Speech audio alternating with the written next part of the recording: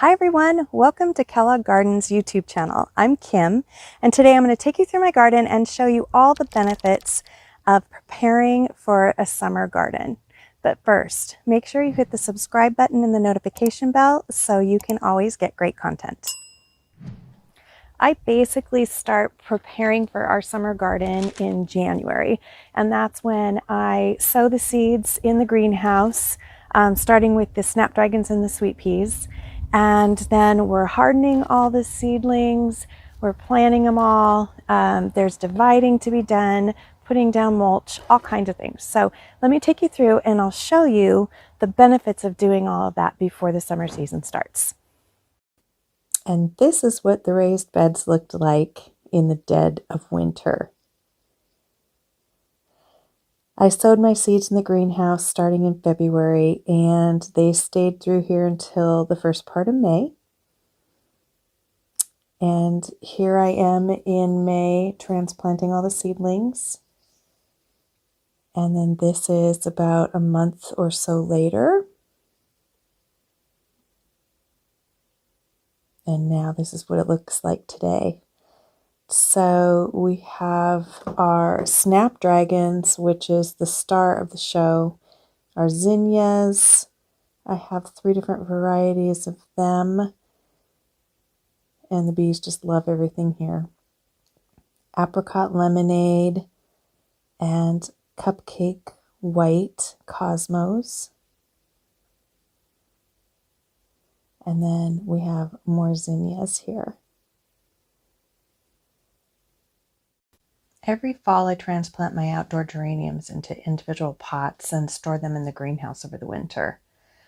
After the last freeze, I'll harden them off for 2 weeks before transplanting the original plants and the cuttings I've taken back into the outdoor containers and window boxes.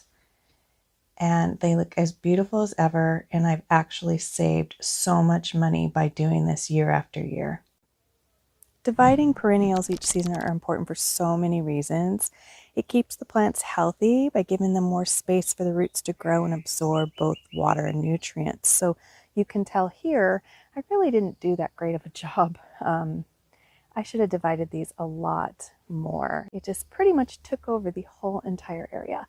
So in the fall, I'm going to divide them into 3 clumps.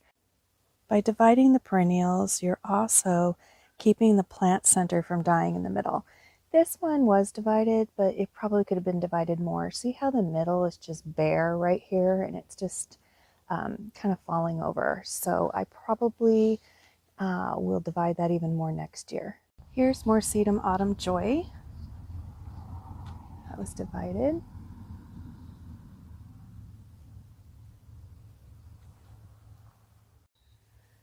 Echinacea is another really good perennial that you can divide.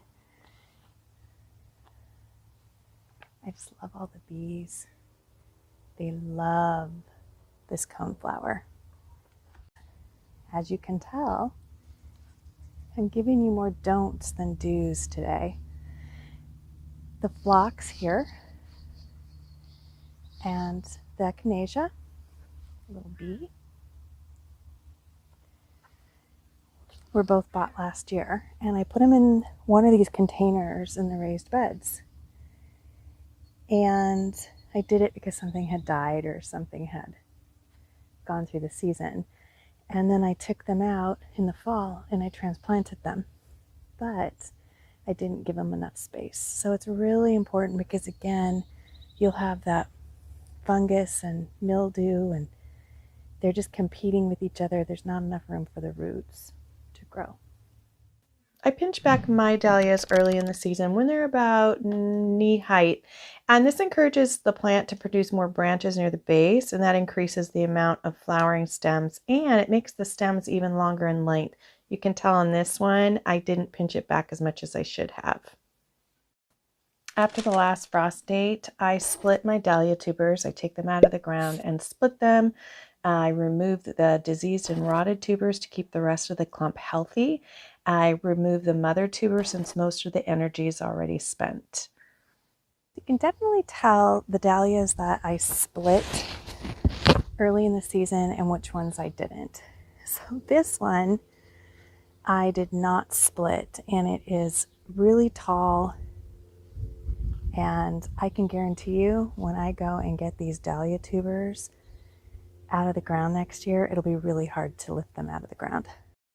I shared this back in April when Lucy was getting a little suntan.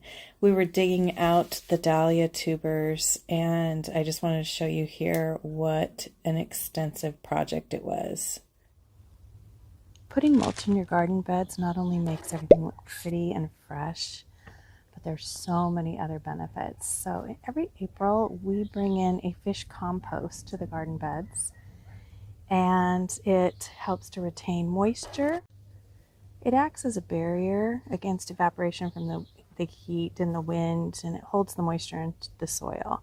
You don't have to water as much, and that's why I really love mulch or a compost. But the other thing is that it helps prevent weed germination and growth. So it'll block any weed seeds from the light so they won't germinate. So shortly after I planted these seedlings here in the raised beds, my husband and I went through and added a netting, and it actually really helps to make sure that the snapdragons don't fall over in the heavy wind or the rain. Now, for next year, I'll make these stakes even taller so I can keep raising the net. When I started, the net was down to here, and then as they grew, I raised the net. So in a perfect world, I would have them even higher. So that's something that we're going to do, but we just screwed on the wood stakes here so we could add the netting. Staking and netting perennials is not only important to protect the blooms from rains and wind, but also to keep the stems really long and straight. So they're great cutting flowers. Here's an example of me not staking my daisies. Sweet peas are a beautiful flower, and they're great for cut flowers.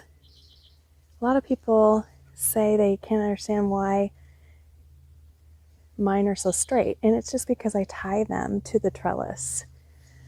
So every couple days I actually go out here. You can see there's different layers, and I continue to tie them up so they'll be really straight and tall, and again they'll make beautiful cut flowers.